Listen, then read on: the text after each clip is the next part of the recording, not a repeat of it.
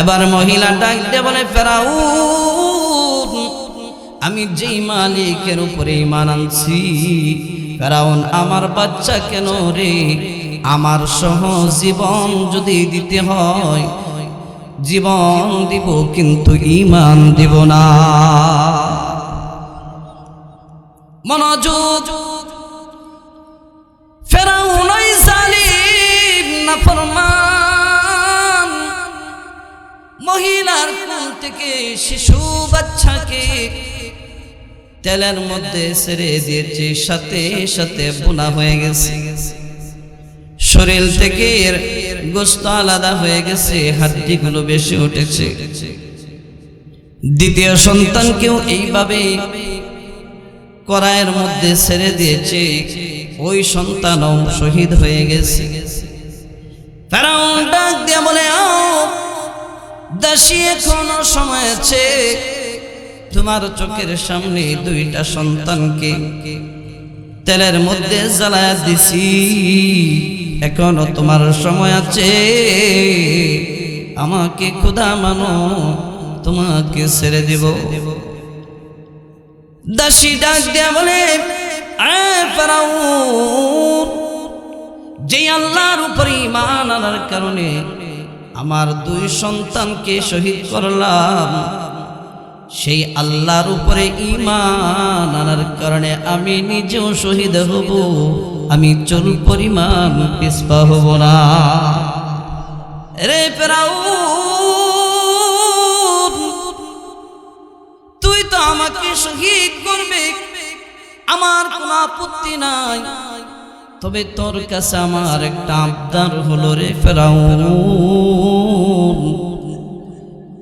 আমি যখন শহীদ হয়ে যাব, আমার সন্তানাদিদের শরীরের যে হাড্ডিগুলো বেশি আছে, ওই হাড্ডিগুলো কোথাও ফেলবে না, আমার হাড্ডিগুলো, আমার সন্তানের হাড্ডিগুলো একত্রিত করে একটা গর্ত করে মাটির নিচে দাফন করবে। এইটা তোর কাছে আমার আবদার, আর কোনো চাওয়া নাই। জালিম নাফরমান ফেরাউন ওই মহিলাকেও শহীদ করেছে। আল্লাহ বলেন, ইন্নাল্লাযীনা ক্বালু রাব্বুনাল্লাহ সুম্মা ইসতাকামু, যারা বলবে আমার রব আল্লাহ, অটল থাকবে, অবিচল থাকবে, স্থির থাকবে, তার উপরে পরীক্ষা আসবে।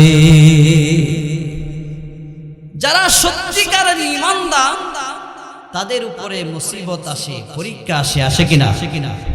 আল্লাহ রাব্বুল আলামিন আপনাকে আমাকে এই পৃথিবীতে পাঠাইছেন। আমরা যখন রূহ জগতে ছিলাম তখনও আমরা আল্লাহকে বিশ্বাস করেছি।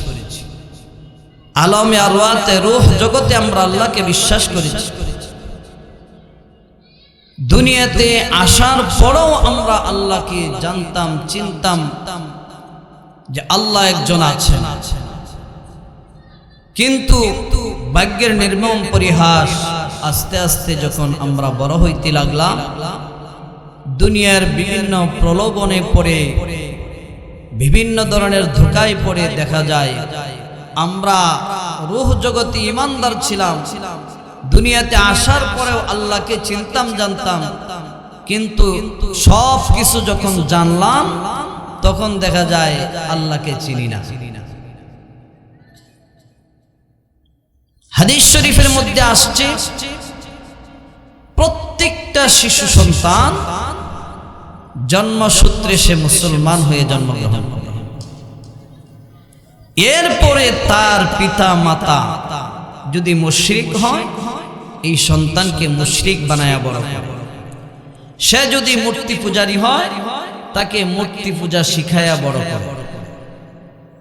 আর যদি মুসলমান হয়, তাহলে ওই সন্তানকে মুসলমানিত্ব শিখায়া, আল্লাহ আল্লাহর রাসূলের নাম শিখায়া, মসজিদ মাদ্রাসায় দিয়া তাকে ঈমানদার বানায়া বড় করে।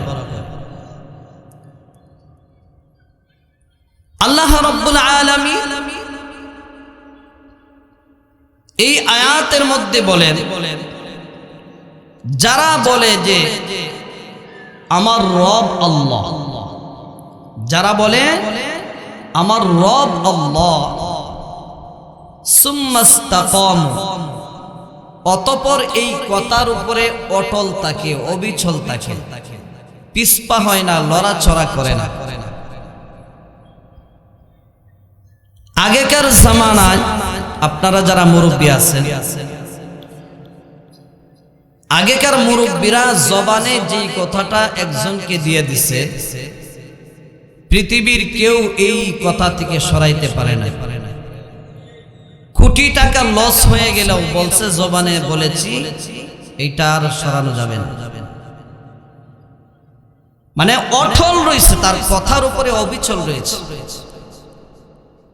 আর এখন রাত্রে যদি ওয়াদা করে সকালে উঠেই বলে না আমি তো বলি নাই, বললে আমি বলছিলাম, এটা দেখলাম।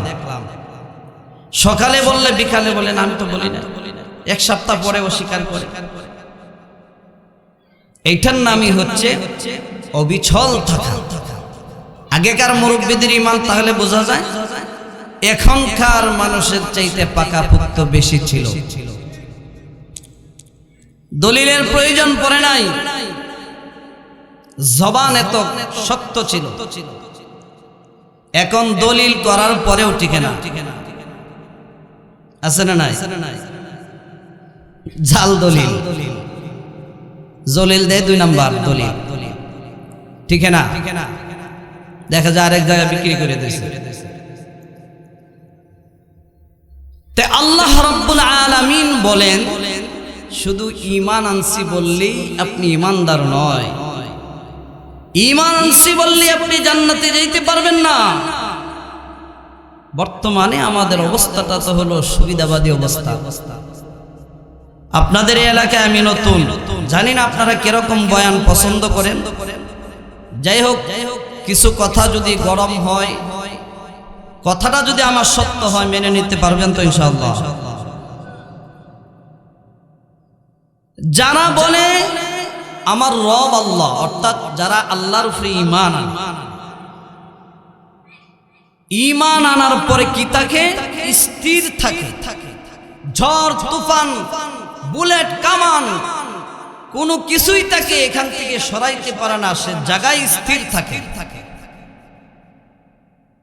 সেটার নামই হচ্ছে ঈমান। আর যেটা লড়াচড়া করে এটা তো ঈমানদার না। কথার মিল নাই, জবানের মিল নাই। আজকে সমাজে, রাষ্ট্রে, সব জায়গায় চোখ বুলাইলে দেখা যায় কথায় কাজে মিল নাই। মসজিদে নামাজ পড়ে, ঘুষ খায়, সুদ খায়, স্বার্থের বিনিময়ে ঈমান বিক্রি করে দেয়, স্বার্থের বিনিময়ে দেশ বিক্রি করে দেয়, স্বার্থের বিনিময়ে ইসলাম বিক্রি করে দেয়।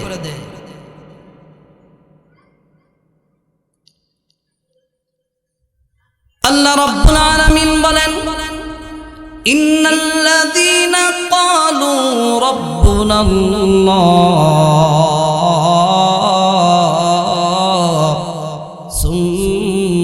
সুম্মাস্তাকামু, নিশ্চয় যারা বলে আমাদের রব আল্লাহ, অতঃপর অটল থাকে, অবিচল থাকে। গাড়ি বাড়ি, নারী সন্তান, ধন দৌলত সব কিছু দিয়ে দেয়, কিন্তু ঈমান দেয় না। সারা দেশের মানুষ এক পক্ষে, কিন্তু ঈমানদার এক পক্ষে, তার ঈমান সে বিক্রি করে না। সামান্য স্বার্থের বিনিময়ে ঈমান বিক্রি করে না। আল্লাহ রাব্বুল আলামিন বলেন, এমন ঈমানদারের জন্য আল্লাহ পাকের পক্ষ থেকে আল্লাহ পাকের রহমতের ফেরেশতা নাজিল হয়। আল্লাহর হাবিব সাল্লাল্লাহু আলাইহি ওয়াসাল্লামের কিছু সংখ্যক সাহাবায়ে কেরাম আল্লাহর উপরে ঈমান আনছে, নবীর উপর ঈমান আনছে। মক্কার কাফের বেঈমানরা ঈমান আনার কারণে এত অত্যাচার নির্যাতন করেছে।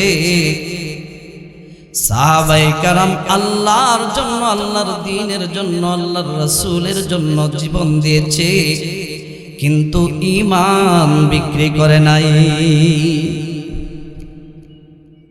ফেরাউনের জামানার একটা ঘটনা,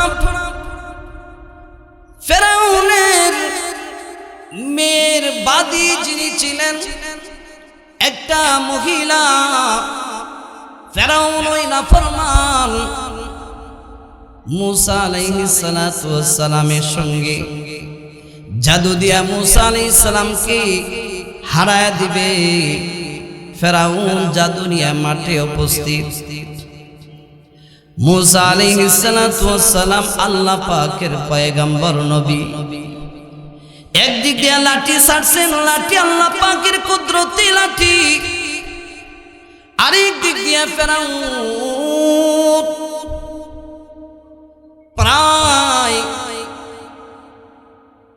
ফেরাউন এক রাওয়ায়াতে আসছে ৭০,০০০ সাপ, আরেক রাওয়ায়াতে আসছে ১২০,০০০ সাপ মাঠের মধ্যে একদিক দিয়ে ছাড়ছে ফেরাউন সাপ, হাজার হাজার সাপ, আর একদিক দিয়ে মুসা আলাইহিস সালাতু ওয়াস সালাম একা শুধু একটা লাঠি ছাড়ছে। আল্লাহ পাকের কুদরতের সামনে সারা পৃথিবীর পরাশক্তি টিকতে পারে না, ঠিক না? জালিম দেখবেন পাহাড় বেদে কামান বিমান অস্ত্র শস্ত্রে সজ্জিত হয়ে আসে, কিন্তু ঈমানদারের মোকাবেলায় জালিম টিকে না।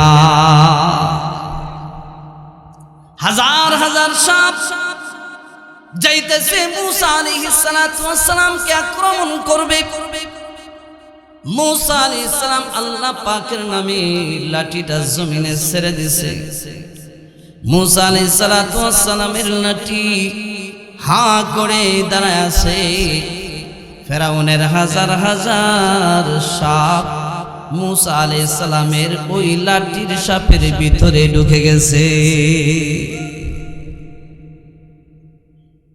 ফেরাউন পরাজিত হয়ে বাড়িতে গেছে। বাড়িতে যাওয়ার পরে ফেরাউনের মেয়ে কান্না করে সে বিচার দিতেছে খোদার কাছে। ফেরাউন তো খোদা। ফেরাউন বলে কান্দো কেন? ফেরাউনের মেয়ে বলে ও আব্বাজান, আগে বলুন তো দেখি আপনি ছাড়া আরো কি কোনো খোদা আসেনি? বলে না, আমি তো খোদা, এই পৃথিবীতে তো একমাত্র আমি খোদা, আর তো কোনো খোদা নাই। তাহলে আমার মাথায় সিঁড়ি করে যেই মহিলাটা আমাদের বাড়িতে থাকে, আমাদের সব কিছু খায়, সে আপনাকে খোদা মানে না? সে বলে আরো নাকি কে খোদা আছে? ফেরাউন সাথে সাথে দেখায় আনলো, দাসীকে ডাক দিয়ে বলে তুমি কি আমাকে খোদা মানো না? মহিলাটা ডাক দিয়ে বলে ও ফেরাউন, তোমাকে কেমনে খোদা মানবো? তুমি তো খোদার যোগ্যতা রাখো না। তোমার মধ্যে কি আছে, এমন কি আছে যে খোদা মানতে হবে?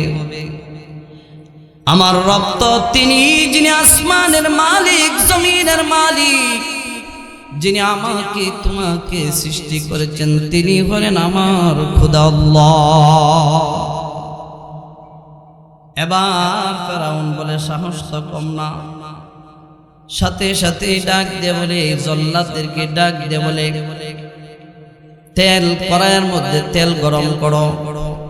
এই মহিলা সহ এই মহিলার দুইটা বাচ্চা ছিল। একটা বাচ্চার বয়স 2 বছর, আর একটা বাচ্চার বয়স 8 বছর। দুইটা বাচ্চা ফেরাউনের বাহিনী লড়াইয়ের মধ্যে তেল গরম করছে। আর ফেরাউন ডাক দেয় বলে এখনো সময় আছে, আল্লাহর উপর থেকে ঈমান ছাড়ো, আমাকে খোদা মানো, না হয় তোমার সামনে তোমার কোলের বাচ্চাকে তেলের মধ্যে জ্বালায়া দিব। আল্লাহ রাব্বুল আলামিন এই মহিলাকে এত মজবুত ঈমান দান করেছে, নবী দেখা ঈমান। মুসা আলাইহিস সালাম তো ফেরাউনের ঘরে লালিত পালিত হয়েছে, স্বচক্ষে নবী দেখে ঈমান আনছে, গোপন রাখছিল, ঘটনাক্রমে প্রকাশ হয়ে গেছে।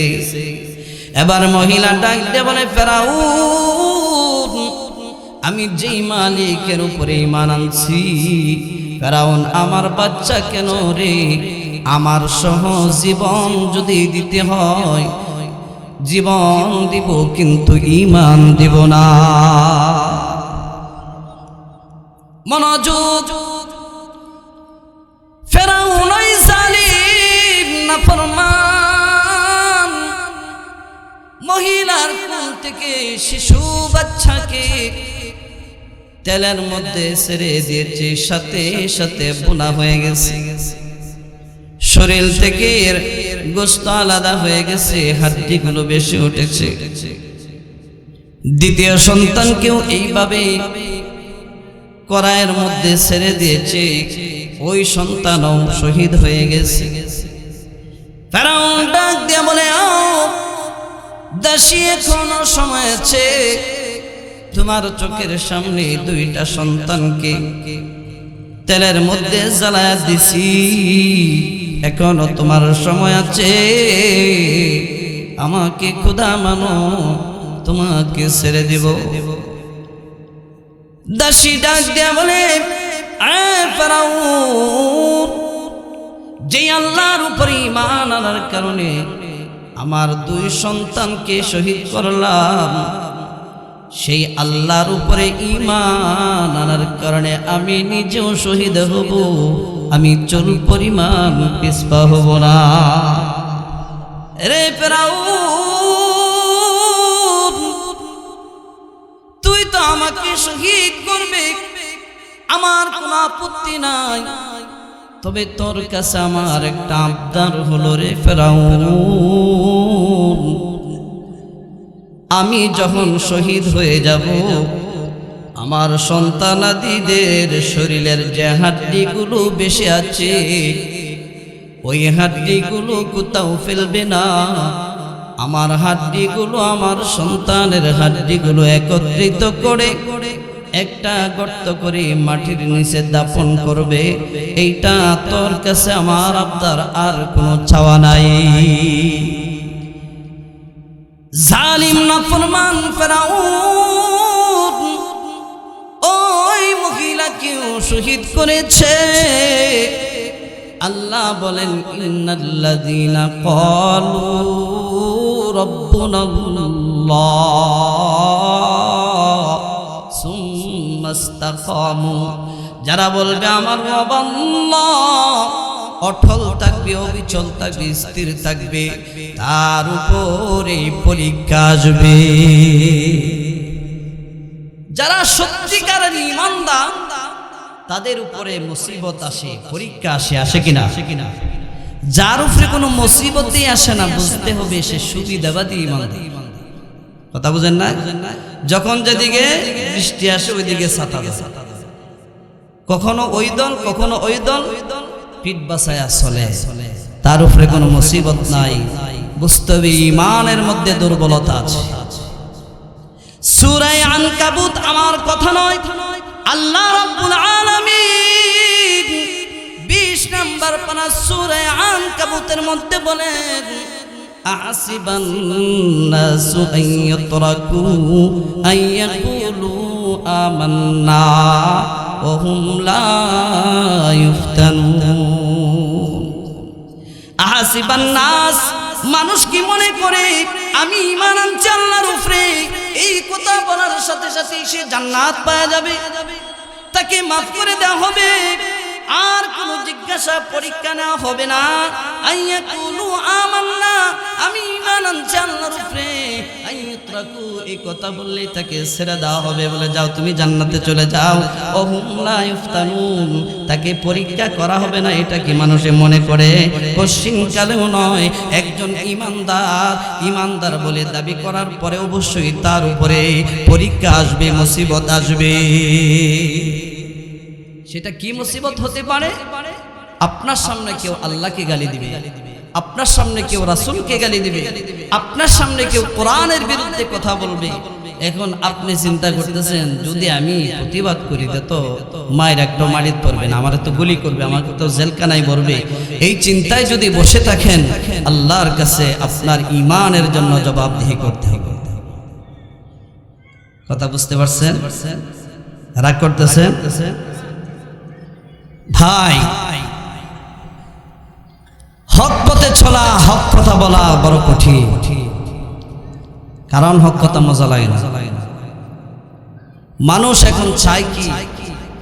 কাশি, হাসি, কান্না, কৌতুক, এগুলা একটু আনন্দ নিল, বাড়িতে গিয়ে শুয়ে ঘুমাইল। ইমানেরও খবর নাই, আমলেরও খবর নাই, ইমানের পাওয়ার বাড়ানোরও খবর নাই। কোরআনের মজলিসে আসার পরে যদি ইমানের পাওয়ার না বাড়ে, আপনার ইমানের পাওয়ার কোথায় গিয়ে বাড়াইবেন?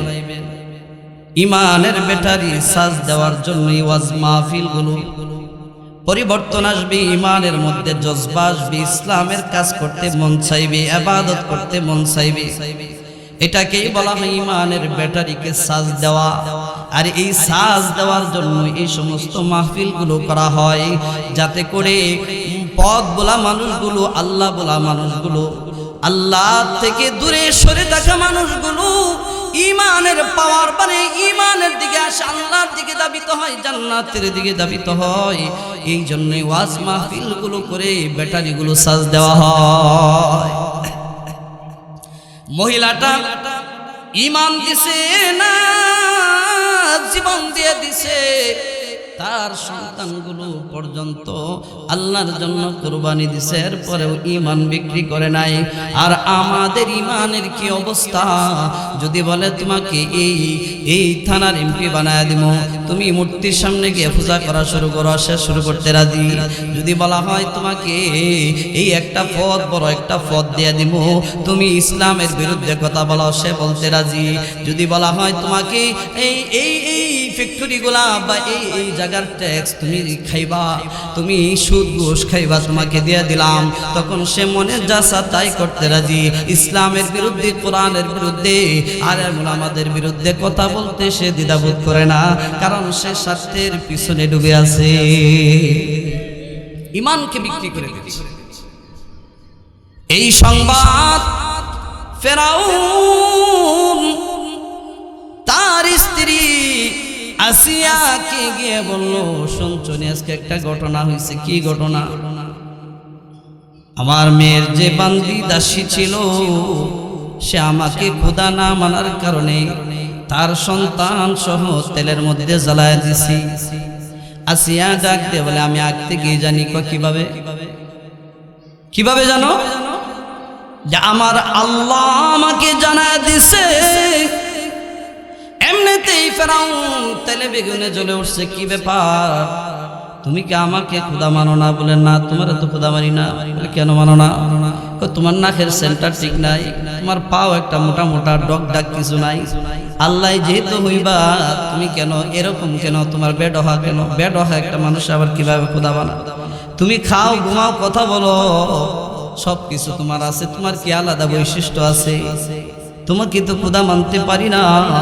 আমার খোদা তো তিনি যিনি কোনোদিন ঘুমান না। তুমি তো ঘুমাও। আমার খোদা তো তিনি যিনি কোনোদিন খান না, তুমি তো খাও। আমার খোদা তো তিনি যার কোনো স্ত্রী নাই, তোমার তো স্ত্রী আছে। আমার খোদা তো তিনি যার মাও নাই, বাবাও নাই, সন্তানাদি নাই, কোনো কিছু নাই।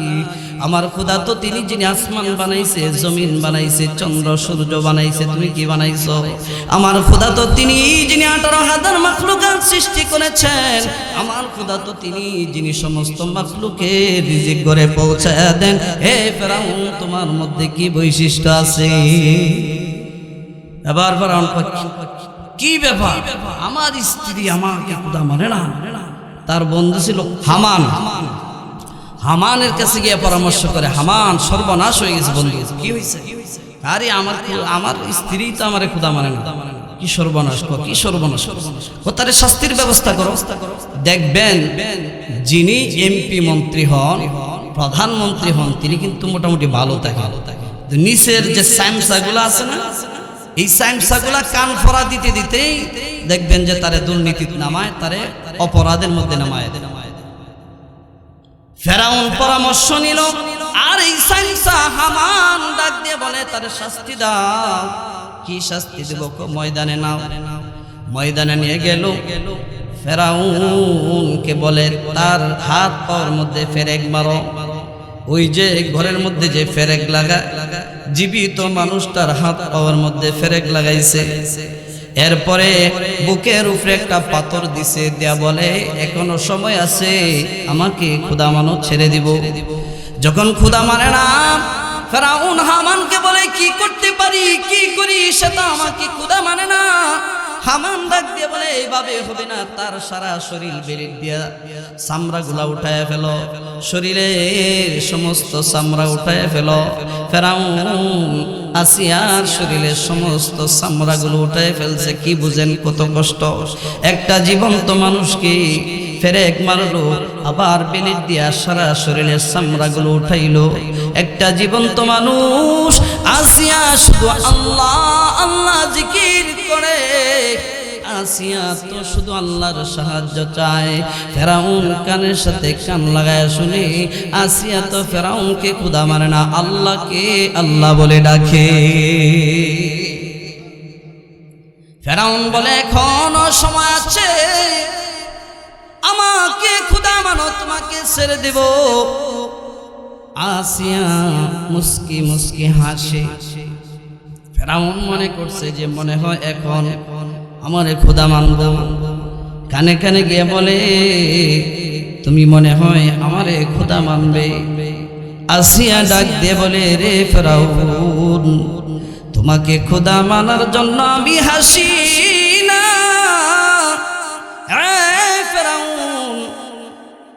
এবং তোর দল আমার উপরে যে জুলুমগুলো অত্যাচারগুলো করতেছস রে ফেরাউন, সেই জন্য আমি আমার মালিকের কাছে 3টা দোয়া করেছি। আমার মালিক 3টা দোয়া কবুল করে সাথে সাথে সেই প্রমাণগুলো আমাকে দেখায় দিছে। আসিয়া আল্লাহর কাছে যেই দোয়াগুলো করেছেন, আল্লাহর কাছে যেই 3টা বিষয় চেয়েছিলেন, আল্লাহ কোরআনের মধ্যে ঘোষণা করে জানায় দিয়েছেন। আসিয়া আল্লাহর কাছে কি চাইলেন? আসিয়া বলে, ইদ ক্বালাত রাব্বি বিনিলি ইনদাকা বাইতান ফিল জান্নাতি ওয়া নাজ্জিনি মিন ফিরআউনা ওয়া আমালিহি ওয়া নাজ্জিনি মিনাল কওমিজ যালিমিন। ই কালামে জিন্দা কুরআনে হাকিম, হিকমতে উলা ইয়াজালাস্তু কদিম। আল্লাহর কাছে দোয়া করলেন আসিয়া, আল্লাহর কাছে দোয়া করলেন। কি দোয়া? 1 নম্বরে, ওগো আল্লাহ, আমি যে তোমাকে রব বলে স্বীকার করেছি, ইহার উপরে অটল অবিচল থাকার কারণে ফেরাউন আমাকে যে অত্যাচার নির্যাতন করে আমাকে শহীদ করতেছে, ওগো আল্লাহ, তার বিনিময়ে আমার জন্য জান্নাতে তোমার নিকটে একটা বালাখানা তৈরি করে দাও। আল্লাহ বলে, আমি কবুল করে নিলাম। 2 নম্বরে আসিয়া ডাক দিয়া বলে, ওগো আল্লাহ, ফেরাউন যে আমার উপরে অত্যাচার করতেছে, সেই অত্যাচার থেকে আমাকে মুক্তি দান করো। আল্লাহ বলে, আমি কবুল করে নিলাম। ফেরাউনের সম্প্রদায় মিলে আমার উপরে যে নির্মম জুলুম করতেছে, যে কাজগুলো করতেছে, বড় বড় কাজগুলো, আল্লাহ তার থেকে আমাকে মুক্তি দান করো। আল্লাহ বলে আমি কবুল করে নিলাম। হে ফেরাউন, আমার আল্লাহ আমার দোয়াগুলো কবুল করে নিয়া আল্লাহ তাআলা আমার জন্য যে জান্নাতে যে বালাখানাটা বানাইছে, সেই বালাখানাটা আল্লাহ রাব্বুল আলামিন ফেরেশতার মাধ্যমে আমার চোখের সামনে তুলে ধরেছে। হে ফেরাউন, আমি কেমন অট্টালিকায় থাকবো? এত সুন্দর একটা ঘর জান্নাতে আল্লাহ আমার জন্য বানাইছে। যে জান্নাতের ঘরের মধ্যে কত সুন্দর সুন্দর নাজ নিয়ামত রাখছে। দুনিয়াতে মানুষের সব আশা পূরণ হয় না, কিন্তু আল্লাহ রাব্বুল আলামিন একজন ঈমানদার জান্নাতি ব্যক্তির পরকালে সমস্ত আশা আল্লাহ পূরণ করে দিবে। সমস্ত আশা আপনার দুনিয়াতে সমস্ত মানুষ কিন্তু স্বয়ংসম্পূর্ণ হয় না, কোনো না কোনো একটা সমস্যা থাকে, আপনার সব আশা পূরণ হবে না, আপনি সম্ভবও না। কিন্তু একজন ঈমানদার দুনিয়াতে যে আশাগুলো পূরণ হয় না, আল্লাহ রাব্বুল আলামিন হাসরের মাঠে কবর জগতে তার সমস্ত আশাই পূরণ করেন। সুবহানাল্লাহ। আপনি যা চাইবেন, আপনি যা কল্পনা করবেন, দুনিয়াতে অনেক সময় অনেক কিছু মনের মধ্যে আশা থাকে, কল্পনা থাকে, কিন্তু তৌফিক না থাকার কারণে সম্ভব হয় না। ওইখানে তৌফিক লাগবে না, শুধু আপনি আশা করবেন, মনে মনে চাইবেন, আল্লাহ রাব্বুল আলামিন সাথে সাথে আপনার আশা পূরণ করে দিবে। সুবহানাল্লাহ। হযরতে আসিয়া ডাক দিয়ে বলে, রে ফেরাউন, আল্লাহ তাআলা আমাকে যে নিয়ামতগুলো দান করবেন, যেই বালাখানা আল্লাহ তাআলা আমাকে দান করবেন, আমার চোখের সামনে বাসায় ধরছে, যার কারণে তুই যে আমার উপরে অত্যাচার করতেছস, এই কষ্ট আমার গায়ে লাগে না।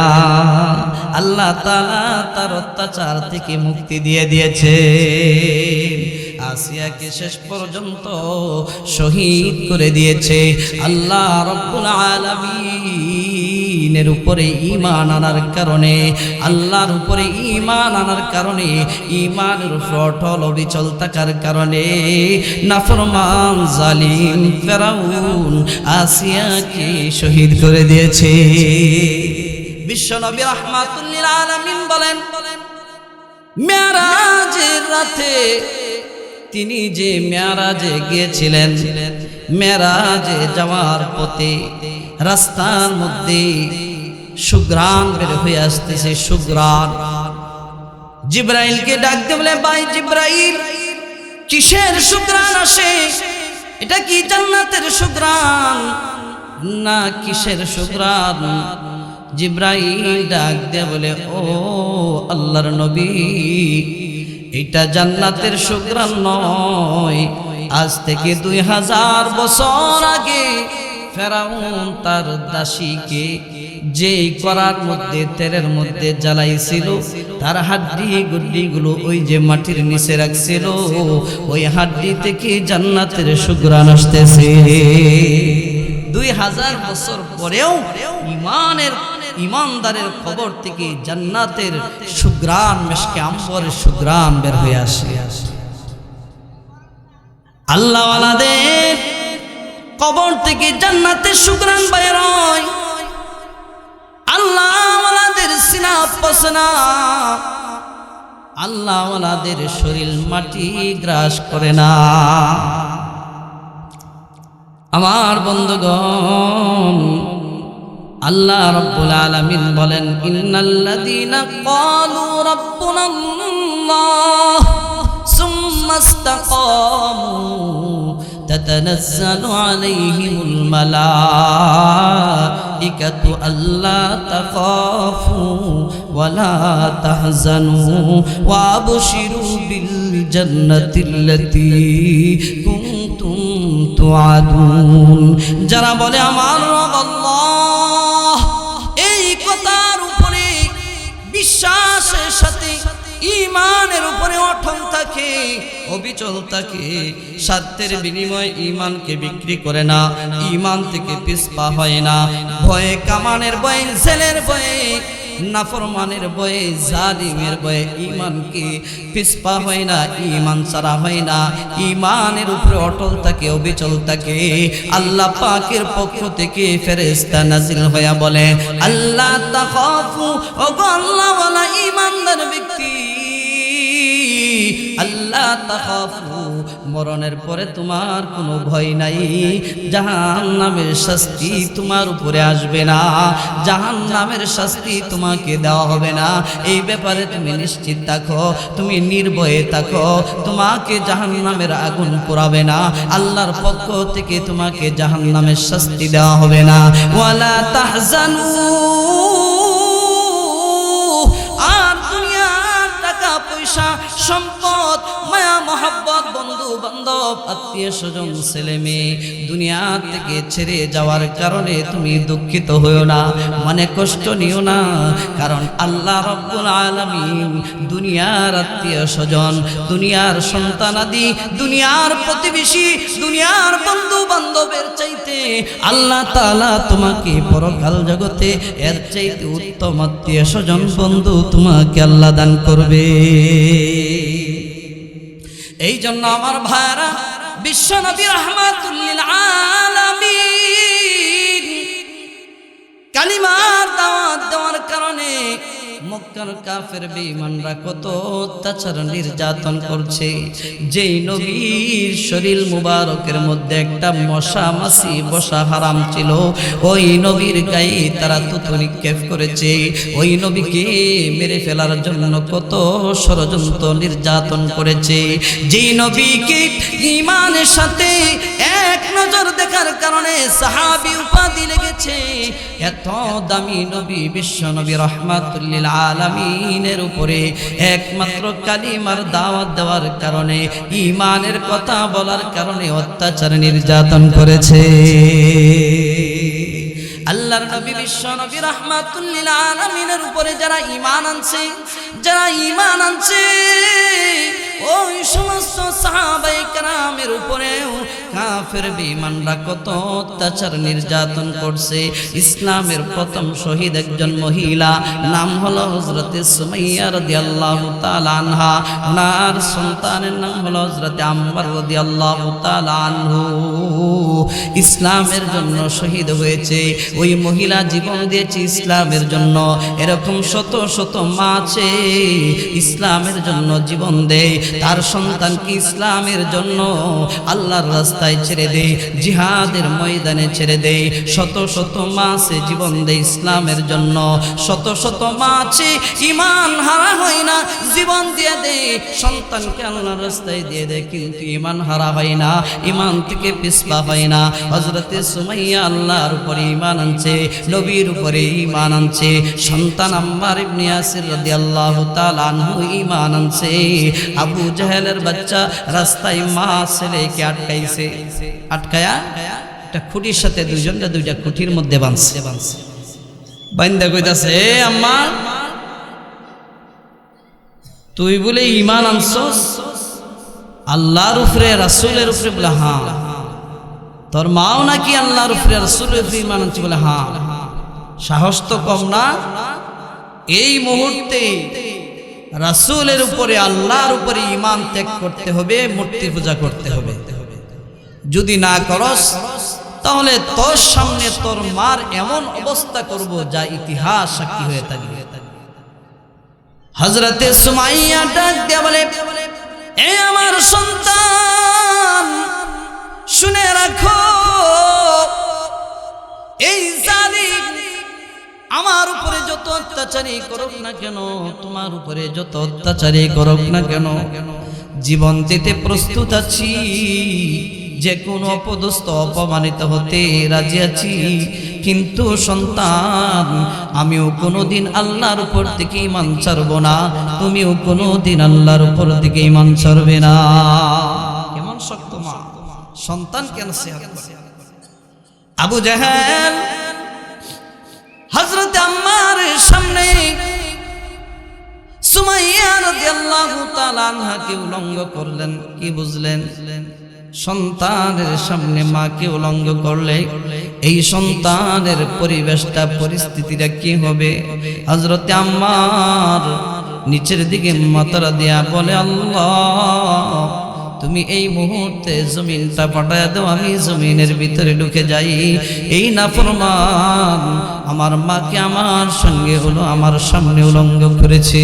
ওগো আল্লাহ, এই জালিমের বিচার আল্লাহ তুমি করিও।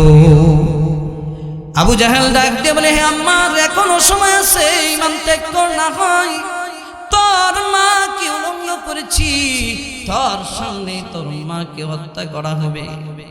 হযরতে সুমাইয়া ডাক দিয়ে বলে, আমার সন্তান, যে কোনো পরিস্থিতির সম্মুখীন হই না কেন ঈমান ত্যাগ করা যাবে না। হযরতে সুমাইয়া রাদিয়াল্লাহু তাআলা আনহার লজ্জাস্থানের মধ্যে ওই নাফরমান জালিম বর্ষার আঘাত করতে করতে শহীদ করে দিয়েছে। এইভাবে ইসলামের জন্য সাহাবায়ে কেরাম জীবন দিয়েছে, কিন্তু ঈমান বিক্রি করে নাই। ঈমানের উপরে অটল রয়েছে। ঈমানের উপরে অটল অবিচল থাকলে পরীক্ষা আসবে। আপনি যত বড় বড় কথাই বলেন না কেন, আপনার সামনে পরীক্ষা আসবে। কিসের পরীক্ষা? দুনিয়ার লোভ লালসার পরীক্ষা। ঈমান বিক্রি করার জন্য বিভিন্ন ধরনের লোভ লালসার পরীক্ষা আসবে। এই লোভ লালসার সামনে পড়ে ঈমানকে বিক্রি করা যাবে না। হযরতে খুবাইব রাদিয়াল্লাহু তাআলা আনহু আল্লাহর নবীর একজন সাহাবী, যিনি ছিলেন কোরআনের হাফেজ। 10 জন কোরআনের হাফেজকে এক riwayate আসছে কিছু সংখ্যক মুনাফিকরা এসে বলতেছে, ওগো আল্লাহর নবী, আমাদের গোত্রের লোকেরা কোরআন পড়তে জানে না, কোরআন পড়তে জানে না। ওগো আল্লাহর নবী, আমাদের সাথে এরকম 10 জন কোরআনের হাফেজ দেন, যারা আমাদের গোত্রের লোকদেরকে কোরআন পড়ে শিখাইবে। আল্লাহর নবী তো শুনলেন, এটা তো ভালো কথা, সুন্দর কথা, কোরআন শিক্ষা দিবে। এই জন্য 10 জন কোরআনের হাফেজের একটা কাফেলা তাদের সাথে পাঠিয়ে দিলেন। রাস্তার মধ্যে ওই মুনাফিকরা সহ আরো 200 তীরন্দাজ কাফের বেঈমানরা ওই 10 জন সাহাবীকে দাওয়া করলো মেরে ফেলার জন্য। তারা সাহাবীরা বুঝতে পেরে, 10 জন সাহাবী বুঝতে পেরে একটা টিলার উপরে উঠছে। তারা দাওয়া করে ওই টিলার কাছে গিয়া 200 তীরন্দাজ কাফেররা ডাক দিয়ে বলতেছে, নিচে নেমে আসো, তোমাদেরকে মারা হবে না, তোমাদেরকে কিছুই করা হবে না। কিন্তু মুনাফিক কাফের বেঈমানরা ঈমানদারদের সাথে, মুসলমানদের সাথে ওয়াদা করে ওয়াদা ঠিক রাখে না। কাফের বেঈমানরা আদৌ ঈমানদার মুসলমানের বন্ধু হতে পারে না। এই কথা বিশ্বাস হয়? আল্লাহ কোরআনে বলেছেন, আল্লাহ রাব্বুল আলামিন বলেন, ইয়া আইয়ুহাল্লাযীনা আমানু, হে ঈমানদাররা, কাফের বেঈমানরা তোমাদের বন্ধু নয়। বাদুহুম আউলিয়াউ বাদ, বরঞ্চ পরস্পর তারা নিজেরা নিজেদের বন্ধু। এক কাফের আর এক কাফেরের বন্ধু। তারা যতই দুশমনি করুক না কেন, দেখবেন একটা মুসলমান দেশের উপরে যখন আক্রমণ আসে, তখন সমস্ত কাফেররা এক হয়ে যায়। বলতেছিলাম, কাফেররা কোনোদিন ঈমানদার মুসলমানের বন্ধু হয় না, বরঞ্চ এরা শত্রু। এরা কি? এরা দুশমন। আমরা মনে করি যে কাফেররা আমাদের বন্ধু, আমেরিকা আমাদের বন্ধু, ইন্ডিয়া ভারত আমাদের বন্ধু, অথচ আদৌ তারা আমাদের বন্ধু নয়, এরা আমাদের চিরশত্রু। আপনার সাথে বন্ধুত্ব দেখায়া আপনার পুরা সম্পদ দেশ তারা লুটে ফুটে খায়, আপনাকে কি দেয়? কিছুই তো দেয় না। আমার দেশের মানুষ মারে, আমরা তো কোনোদিন ইন্ডিয়ার কোনো মানুষকে মারি নাই। কিসের বন্ধু? বন্ধু আবার বন্ধুর আত্মীয় স্বজনকে কিভাবে মারে? আপনাকে কি দেয় কিছুই নয়, সব তারা নিয়ে যায়। এটা তো বন্ধুত্বের পরিচয় নয়, এটা তো স্বার্থবাদ। এই কথাগুলো অনেকেরই সহ্য হয় না, কারণ আমরা ফরমালিন খাইতে খাইতে এখন ফরমালিন না খাইলে আমরা অসুস্থ হয়ে যাই। কথা বুঝেন না? এত পরিমাণ ফরমালিন আমরা খাইছি, এখন ফরমালিন ছাড়লে আর আমরা আমাদের রোগ এসে যায়, অসুস্থ হয়ে যায়। অতএব আমাদের অবস্থাটা এমন হয়েছে, আমরা কাফের বেঈমানদের আর দেশের দুশমনদের সাথে দালালি করতে করতে, তাদের পূজা করতে করতে, তাদের ব্যাগ বইতে বইতে আমাদের অবস্থাটা এমন হয়ে গেছে, এখন কোরআন হাদিসের কথা ভালো লাগে না, বরং এটা আরো তিতা লাগে। নাফরমানি করতে, নাফরমানদের সাথে মিশতে ভালো লাগে। কোরআনের পক্ষে কথা বললে দুশমন হয়ে যায়, যিনি বলছে তার দুশমন, কারণ তার অবস্থাটা ফরমালিনের মতো হয়ে গেছে। এখন সে ওই নাফরমানি না করলে, ঘুষ সুদ না খাইলে, ওই ঘুষখোর সুদঘুষদের সাথে, দুশমনদের সাথে বন্ধুত্ব না করলে ভালো লাগে না। আল্লাহ তাআলা বুঝার তৌফিক দান। হযরতে খুবাইব রাদিয়াল্লাহু তাআলা আনহু আল্লাহ নবীর সাহাবী, ওই কাফের বেঈমানরা একে একে সবাইকে শহীদ করে দিয়েছে। শেষ পর্যন্ত হযরতে খুবাইবকে তারা বন্দী করেছে। বন্দী করার পরে মক্কার কাফের বেঈমানদের মধ্যে হযরতে খুবাইবকে যারা কিনে নিয়েছে, ওই কাফেরদের থেকে যারা কিনছে, তাদের বাবাকে হযরতে খুবাইব রাদিয়াল্লাহু তাআলা আনহু বদর যুদ্ধে শহীদ করেছিল। ওই বাবার প্রতিশোধ নেওয়ার জন্য 100 উটের বিনিময়ে কাফেরদের থেকে মক্কার ওই কাফের বেঈমানরা হযরতে খুবাইবকে কিনে নিয়েছে বাবার প্রতিশোধ নেওয়ার জন্য। যেই সমস্ত কাফেররা হযরতে খুবাইবকে কিনে নিয়েছে প্রতিশোধ নেওয়ার জন্য, তারা একটা ঘরের মধ্যে বন্দী করে রাখছে। খুবাইবকে খাবার দেয় না, দীর্ঘদিন ধরে খাবার দেয় না। বদর যুদ্ধে যেই লোকটাকে মারছিল তার নাম হলো হারেস, তার সন্তানাদি খুবাইবকে কিনে নিয়েছে। ওই হারেসের একটা মেয়ে ছিল, নাম হলো জয়নব, যে পরে মুসলমান হয়ে গেছে। হযরতে খুবাইবকে বন্দী করে রাখছে, খাবার দেয় না। দীর্ঘদিন পরে ওই মেয়েটা বলে, মুসলমান এতদিন না খেয়ে বাসে কেমনে? দেখি তো গিয়া গিয়া চুকি দিয়া দেখে, জানালা দিয়া দেখে হযরতে খুবাইব তরু তাজা আঙ্গুর ছিঁড়ে ছিঁড়ে খা। দরজা জানালা সব লাগানো। এমন সময়ে হযরতে খুবাইব আঙ্গুর বেদনা পেল, তো দামি দামি ফল খায়। ওই সময় মক্কা মদিনায় কোথাও কোনো ফলের সিজন না, সারা মক্কা মদিনা ওই সময় খুঁজে একটা ফলও পাওয়া যাবে না। আম সিজনে এমন সময় ফল খায়। ডাক দিয়ে বলে, ও মুসলমান, এই ফল ফাইলা কোত্থেকে? খুবাইব ডাক দিয়ে বলে যে আল্লাহর উপরে ঈমান আনার কারণে তোমার ভাই বন্ধুরা আমাকে এখানে বন্দী করেছে, সেই আমার রব আল্লাহ আমাকে জান্নাত থেকে ফল খাওয়া। হযরতে খুবাইবকে তারা শহীদ করার জন্য, তারা হযরতে খুবাইবকে শহীদ করে দেওয়ার জন্য নিয়ে যাবে মাঠে।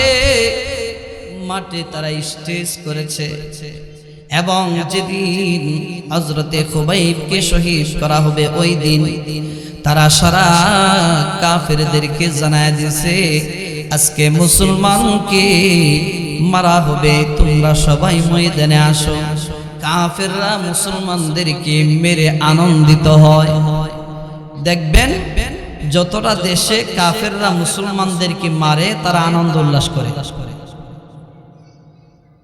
প্রত্যেকটা দেশে আমি দেখছি মুসলমানদের উপরে আক্রমণ করলে তাদের একটু কষ্ট লাগে। মুসলমানদেরকে মেরে তারা হাসাহাসি করে। হযরতে খুবাইবকে মারা হবে, তারা আনন্দ উল্লাসে দেখতে যায়। একমাত্র মুসলমান খুবাইব আর সব কাফের বেঈমান। কি বুঝলেন কেমন একটা পরিস্থিতি, কেমন একটা অবস্থা? সবাই মারার জন্য, খুবাইব একমাত্র ঈমানদার মুসলমান অপরাধকে আল্লাহর উপরে ঈমান আনার কারণে হযরতে খুবাইবকে শহীদ করবে। তারা আনন্দ উল্লাস করে ময়দানে গেল। হযরতে খুবাইবকে তারা শুলিতে ছড়াবে, কাঠের মধ্যে হাত পায়ের মধ্যে ফেরেক লাগাই দিছে। ফেরেক লাগাইয়া হযরতে খুবাইব রাদিয়াল্লাহু তাআলা আনহুর শরীরের মধ্যে চাকু দিয়া এইভাবে গুতাইতে আরম্ভ করছে।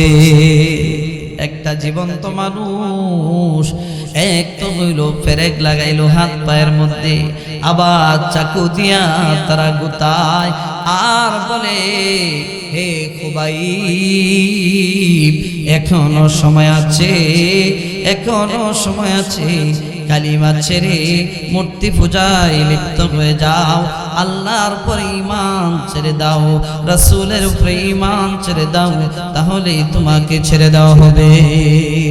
হযরতে খুবাইব ডাক দিয়ে বলে, জীবন দিতে প্রস্তুত, কিন্তু ঈমান বিক্রি করব না, ঈমান দিতে পারি না। ঈমান বড় দামি জিনিস, ঈমানের চাইতে দামি কোনো জিনিস পৃথিবীতে হতে পারে না, অথচ আমরা সেটা বুঝি না। ঈমানের চাইতে দামি কোনো জিনিস হতে পারে না। আপনার বাড়ি আছে, গাড়ি আছে, সারা দেশের মালিক, কোটি কোটি টাকার মালিক, কিন্তু মরণের সময় কালিমা নসিব হইল না। আপনার মতো হতভাগা কপাল পোড়া আল্লাহর আসমানের নিচে জমিনের উপরে আর কেউ নাই।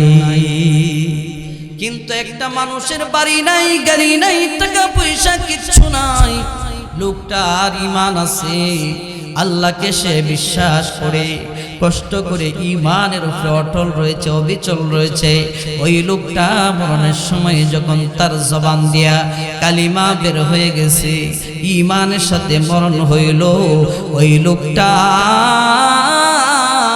সারা পৃথিবীর মালিক হইয়াও যেই লোকটা কপাল পোড়া, তার কিছু না থাকার পরেও ওই লোকের চাইতে কোটি কোটি গুণ সে সৌভাগ্যবান।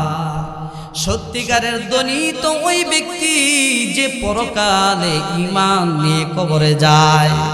সত্যিকারের গরিব তো ওই ব্যক্তি যার দুনিয়াতে কোটি কোটি টাকা সম্পদ ছিল, কিন্তু মরণের সময় ঈমান হারা হয়ে মরে। এর চাইতে গরিব হতভাগা দুর্ভাগ্য আর কেউ নাই। হযরতে খুবাইবকে তারা শহীদ করবে, এইভাবে চাকু দিয়া তারা আঘাত করে আর বলে, হে খুবাইব এখনো সময় আছে, ঈমান ছেড়ে দাও। খুবাইব বলে, জীবন দিব, ঈমান দিব না। এরপরে বলে শেষ প্রস্তাব। কি শেষ প্রস্তাব? হে খুবাইব তুমি একবার শুধু বলো, তুমি একবার শুধু বলো, তোমার স্থানে তোমার নবী যার উপরে তুমি ঈমান আনছো, ওই নবীকে তোমার স্থানে আইনা দাঁড় করাইব, এটাতে তুমি রাজি কিনা শুধু একবার বলো, তাহলেই তোমাকে ছেড়ে দেওয়া হবে। হযরতে খুবাইব ডাক দিয়ে বলে, হে নাফরমান, হে জালিমরা শোনো, আমার নবী বিশ্ব নবী রাহমাতুল লিল আলামিন, যেই নবীর উপরে আমি ঈমান এনেছি, হে নাফরমানেরা শুনে রাখো, আমার তো মাত্র একটা জীবন, তোমরা তো আমাকে একবার মারলেই শেষ, কিন্তু এরকম যদি 100টা জীবন আমার থাকতো, আমি 100 বার শহীদ হইতাম, এরপরেও আমার মধ্যে এই কথা আমি বলতে রাজি না যে আমার স্থানে আমার নবীকে দাঁড় করানো হবে। এমন জীবন আমি চাই না, যেই জীবন বাঁচাইতে গিয়ে আমার নবীকে এই জায়গায় দাঁড় করাইতে হয়। আল্লাহ রাব্বুল আলামিন বলেন, ইন্নাল্লাযীনা ক্বালু রাব্বুনাল্লাহু সুম্মা ইসতাকামু تتنزل عليهم الملائكة ألا تخافوا ولا تحزنوا وأبشروا بالجنة التي كنتم توعدون একজন ঈমানদার আল্লাহওয়ালা মরণের সময় আল্লাহ পাকের পক্ষ থেকে রহমতের ফেরেশতারা এসে ঈমানদার আল্লাহওয়ালাকে সালাম দেয় আর একটা কাফের বেঈমান মরণের সময় গজবের ফেরেশতারা আসে আয়েশা বলে হে আল্লাহর দুশমন নাফরমান রেডি হয়ে যা তোর কপাল পোড়া তোর জন্য জাহান্নামের আগুন প্রস্তুত হয়েছে তখন নাফরমান মরতে চায় না চেহারা কালো হয়ে যায় পেরেশানির মধ্যে পড়ে যায় গলা শুকায় যায় আর একজন ঈমানদার যখন সে জান্নাতের সুসংবাদ শুনে তখন তার চেহারাটা ফুটে ওঠে হাসি আনন্দে তার কষ্ট আর কষ্ট থাকে না তখন সে চায় তাড়াতাড়ি দুনিয়া ছেড়ে কবর জগতে যাইতে এই মাহফিলে আজকে যারা সম্মানিত মেহমান সবাইকে যেন আল্লাহ তাআলা কবুল করে এলাকার জিন্দা মুর্দা সবাইকে যেন আল্লাহ তাআলা মাফ করে দেয় সকলে বলে আমিন ওয়া আখিরু দাওয়ানা আলহামদুলিল্লাহি রাব্বিল আলামিন আসসালামু আলাইকুম ওয়া রাহমাতুল্লাহ।